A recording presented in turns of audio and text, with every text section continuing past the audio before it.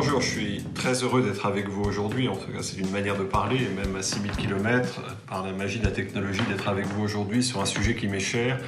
Comment, malgré la crise, accélérer les objectifs de développement durable en Afrique? Alors la question est difficile, elle est presque provocatrice quand on regarde la tempête parfaite à laquelle est confronté le continent africain et plus généralement les pays émergents en développement sur la planète. Tempête parfaite. Pourquoi? Parce qu'il y a une crise sanitaire, même si l'Afrique a fait preuve de plus de résilience que les autres continents pour l'instant, chute d'un certain nombre de matières premières, récession mondiale, très grave chute du commerce international, baisse des investissements directs, baisse très significative du transfert des migrants et à plus ou moins long terme, réflexion sur les chaînes de valeur et une possible relocalisation de celles-ci dans les pays développés. Donc on voit bien que le paysage est assez sombre. À côté de ça, la réponse internationale n'est évidemment pas à la hauteur.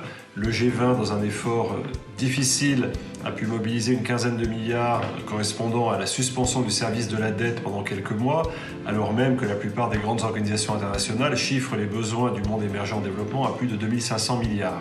On voit bien que le compte n'y est pas. Les moyens de ces organisations sont par ailleurs limités et personne ne parle vraiment de les déployer ou de les développer ou de les augmenter en ce moment.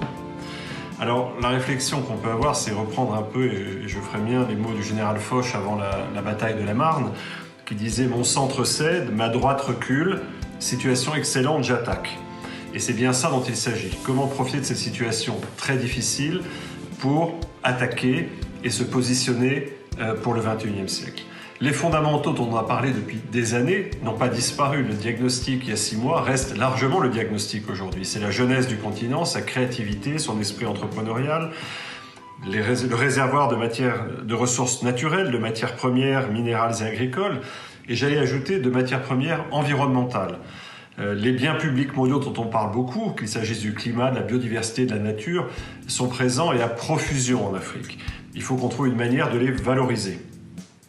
Et par ailleurs, une fois de plus, l'Afrique a démontré sa capacité à faire face à des crises, sa capacité de résilience, qui est aussi un trésor mondial qu'on peut développer. Je crois que plus que jamais, le continent africain au XXIe siècle va plutôt demeurer, le continent indispensable pour le développement durable. Alors comment est-ce qu'on peut avancer à partir de là? Situation difficile, les fondamentaux restent bons, mais le mouvement est délicat. Alors d'abord, il faut poursuivre les efforts qui ont été entrepris toutes ces années en faveur d'une plus grande unité du continent, unité commerciale, unité monétaire, unité économique, unité politique. Il faut évidemment continuer à travailler sur la sécurité. Sans sécurité, pas de développement durable. Et là aussi, poursuivre les efforts difficiles qui ont été entrepris dans toutes les zones en difficulté du continent. Je pense qu'il faut aussi travailler à de nouvelles approches partenariales. Le partenariat, c'est l'objectif de développement durable numéro 17. C'est assez largement à 20 mots. Il faut qu'on fasse plus, en particulier secteur public, organisations internationales, secteur privé, société civile. Si on ne renouvelle pas notre manière de faire, on n'arrivera pas à faire face à ce défi. Et ce défi, il est quantitatif, lever plus de ressources, et qualitatif, les lever mieux. Si on ne traite pas cette crise, si on n'utilise pas cette crise pour significativement changer quantitativement et qualitativement la manière dont on travaille ensemble, nous n'y arriverons pas. Il y a une chance qui peut ou ne peut ne pas être exploité, c'est l'abondance d'épargne dans le monde, renforcée par cette crise. Il n'y a jamais eu autant d'épargne en Europe et aux États-Unis en particulier, et un peu partout sur la planète. Cette épargne, elle ne va pas au bon endroit. Elle s'investit dans des obligations qui ne rapportent plus rien dans les pays développés. Comment peut-on aider à allouer cette épargne de la manière la plus efficace possible au niveau planétaire? C'est bien le sujet. Et l'Afrique devrait être une des destinations de référence pour cette épargne qui cherche du sens et qui cherche de l'impact. Impact et sens se retrouvent dans le développement durable et se retrouvent singulièrement dans le développement durable en Afrique. Il faut qu'on trouve les moyens modernes et innovants de mobiliser cette épargne en mobilisant nos forces, encore une fois, secteur financier privé, secteur financier public, entreprises publiques, entreprises privées et gouvernement. La demande d'impact ne cesse d'augmenter. Les gens cherchent à investir dans le climat, dans la biodiversité, dans le développement, dans l'éducation, dans la santé. On l'a bien vu pendant cette crise, l'Afrique offre en théorie un terrain approprié pour le déploiement de cette épargne. Ça supposera, je viens de le dire, une coopération probablement sensiblement différente avec les organisations internationales et régionales.